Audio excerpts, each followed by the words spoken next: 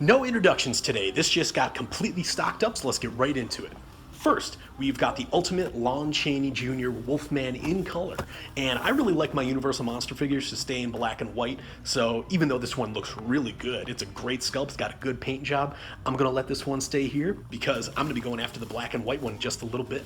Next up, we have got the Ultimate Boris Karloff mummy figure in color again, and while this one does look really good, I really like the sepia tone of the paint job.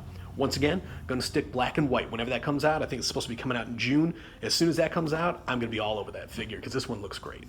And what else we got down here? We have got the Ultimate Ghostface, we have got a Coraline puppet replica, we have got the Batman Beyond Batarang replica, we've got some more Coraline figures up here, and in the back I can see Axel from My Bloody Valentine hiding back there. Got some more turtle stuff down here, including the Catwoman from Channel 6 set. And now the Haulathon end cap is completely set up, so let's take a look. First off, we have got the Bebop and Rocksteady 2-pack. I know people have been looking for this. Next to that, we have got another one bites the crust. And I'm not a turtle fan, so I don't really know what these are, but hey, I might as well still show them off for you. Below that, we have got the Mighty Metalhead. And next to that, Trouble's afoot, and it looks like they have only got one foot soldier available here. At the end of this shelf, we have got a 2-pack of the Rat King and Vernon. And below that, we got a couple of those Bob Ross figures. And next to that, that's what I was looking for, we have got the Ultimate Black and White Lon Chaney Jr. Wolfman. This is how I want a Universal Monster figure to look. In fact, I think this looks even better than the Frankenstein monster figure that came out a couple months ago. So definitely going to be picking this one up along with the Elvira figure I showed you in my last video. Going to be grabbing those too. And next to that, we've got Toxicity Now. And like I said, I'm not a Turtles fan, but this is the glow-in-the-dark version of this character, and it's actually kind of cool.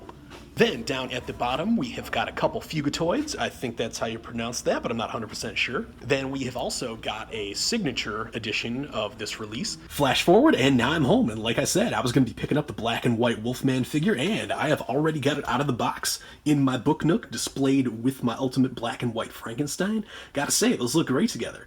And I did have a little bit of issues trying to put him on the stand. Even with that, he does wobble a little bit. All the joints are tight. It's just he kind of wants to tip forward or backward depending on how you have him displayed. So watch out for that. Oh, and also had these right next to my little American Werewolf section here. Was only able to pick up 3 of the Dream Demons. Still got to hunt down that elusive 4th one. But hey, gotta say, these look great too, especially that werewolf. That looks great.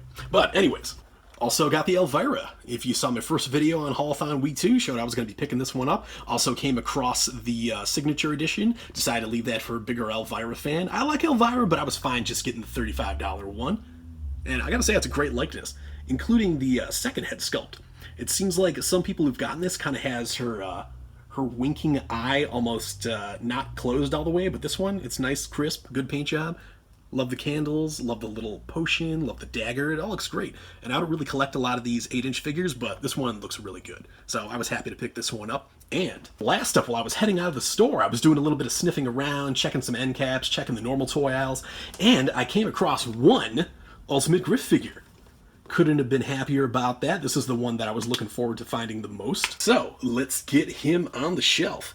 And look at that, that is a great looking figure, great likeness, a lot of great detail, great paint apps, and who would have thought that NECA's best Back to the Future figure would have been of Griff Tannen, a character that only had one sequence in Back to the Future 2.